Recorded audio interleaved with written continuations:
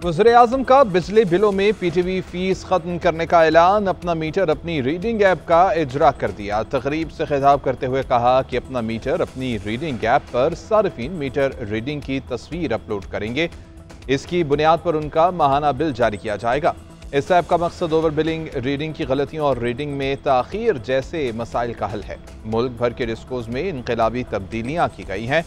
Corrupt mafia के खिलाफ इक़दाम किए गए हैं। IPP से शफाफ तरीके से मुज़ाकरात किए। बिजली की कीमत ₹7.5 कम की गई।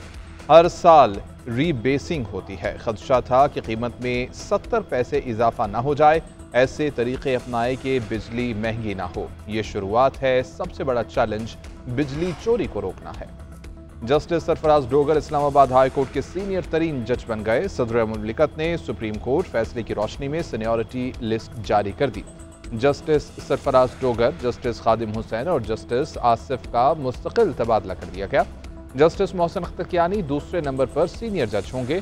जस्टिस मियां गुल हसन औरंगजेब सीनियरिटी में तीसरे नंबर पर आ गए। नई सीनियरिटी से मुताल्लिक नोटिफिकेशन जारी कर दिया।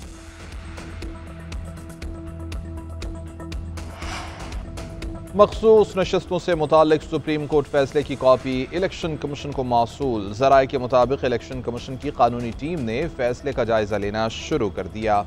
कल तक सियासी जमातों में नशस्तों की अलॉटमेंट की जाएगी। कानूनी टीम फैसले से मुताल्लिक तफसीली रिपोर्ट चीफ इलेक्शन कमीशन और अरकान के सामने रखेगी। रिपोर्ट की रोशनी में पार्लिमानी जमातों के लिए नशस्तों की बहाली का नोटिफिकेशन जारी किया जाएगा।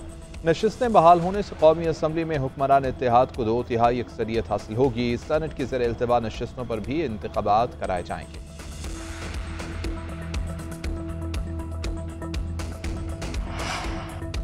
नायब वज़ीर-ए-आज़म का तुर्क वज़ीर ख़ारिजा से राबिता। इसाक डार और हाकान फैदान के दरमियान दो तरफ़ा ताल्लुकात को मज़ीद फ़रोग़ देने पर इत्तेफ़ाक़। कसीरुल जहदी ताउन को मज़ीद बढ़ाने की अहमियत पर जोर। हालिया इलाक़ाई पेशरफ़्त पर भी तबादला ख्याल किया गया। दोनों रहनुमाओं ने 10 और 11 जुलाई को कुआलालंपुर में होने वाली आसियान रीजनल फोरम के उमूर पर गुफ्तगू की।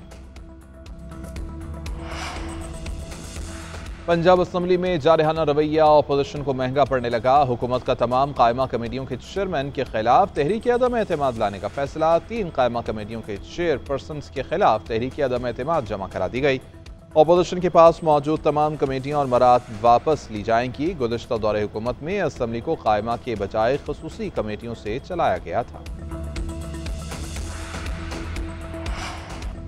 मखसूस नशस्तों से मुताल्लिक सुप्रीम कोर्ट फैसले की कॉपी इलेक्शन कमीशन को मौसूल। ज़राए के मुताबिक इलेक्शन कमीशन की कानूनी टीम ने फैसले का जायजा लेना शुरू कर दिया।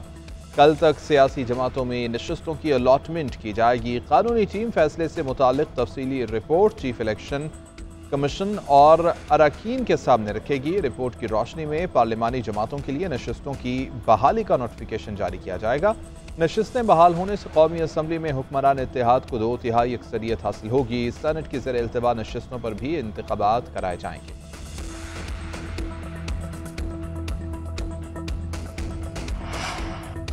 नायब वज़ीर-ए-आज़म का तुर्क वज़ीर ख़ारिजा से राबिता। इसाक डार और हाकान फैदान के दरमियान दो तरफ़ा ताल्लुकात को मज़ीद फ़रोग़ देने पर इत्तेफ़ाक़। कसीरुल जहदी ताउन को मज़ीद बढ़ाने की अहमियत पर जोर।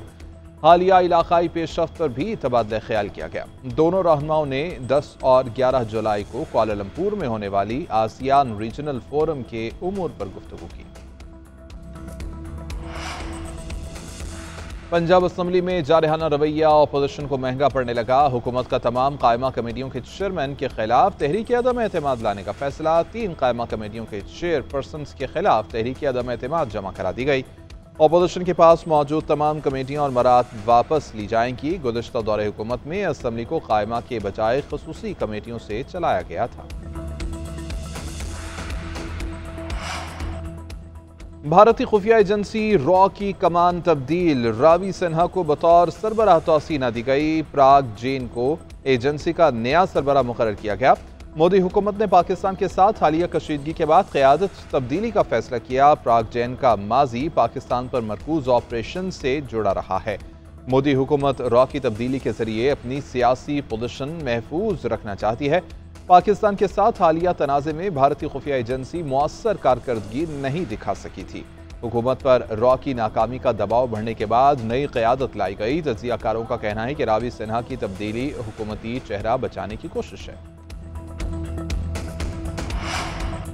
सानहा सवात का तीसरा रोज 2 लापता अफराद की तलाश के लिए रेस्क्यू ऑपरेशन जारी। बैक वक्त 10 मकामात पर सर्च ऑपरेशन किया जा रहा है। रेस्क्यू हुक्काम के मुताबिक लापता अफराद का ताल्लुक सियालकोट और मर्दान से है। अब तक 12 लाशें निकाली जा चुकी हैं। जाँ बहक होने वालों में बच्चे और ख्वातीन भी शामिल। कीमती जानों के ज़िया के बाद इंतजामिया मुतहर्रिक दरियाए सवात के किनारे इंसदादे तजावुजात ऑपरेशन। ज़िला इंतजामिया, पुलिस और मुतल्लिका इदारे मुश्तरका ऑपरेशन में शरीक। हुक्काम का कहना है तजावुजात के खिलाफ कार्रवाइयों को जल्द मुकम्मल किया जाएगा। दरिया किनारे गैर कानूनी माइनिंग मुकम्मल तौर पर बंद की जा रही है। तमाम जिम्मेदारों के खिलाफ सख्त कानूनी कार्रवाई भी होगी।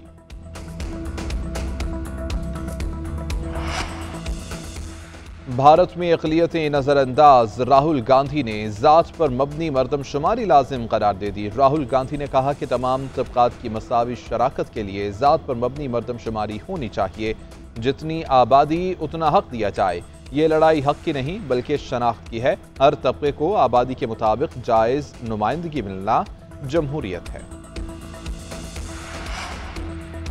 मोदी सरकार के पहलगाम फॉल्स फ्लैग और ऑपरेशन सिंदूर की कामयाबी के दावे बेनकाब। भारतीय कॉलम निगार सुशांत सिंह ने हकीकत आश्कार कर दी। कहा कि ऑपरेशन सिंदूर को फतह के सरकारी बयानिए में तब्दील किया गया।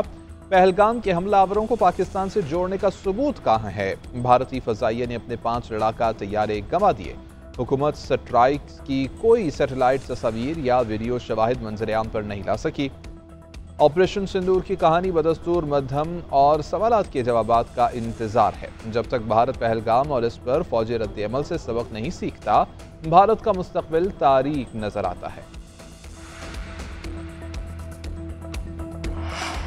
हिंदुत्वा नजरिया हिंदुस्तान तक महदूद न रहा। खलाई ऑपरेशन में भी हिंदुत्वा के हामियों को तरजीह। मोदी सरकार ने 5 अरब खर्च करके किराए की सीट हासिल की। हिंदुत्वा के हामी कैप्टन शुक्ला को मिशन का हिस्सा बनाया गया। एक नशिस्त और तरबियत के बदले अरबों की अदायगी की गई।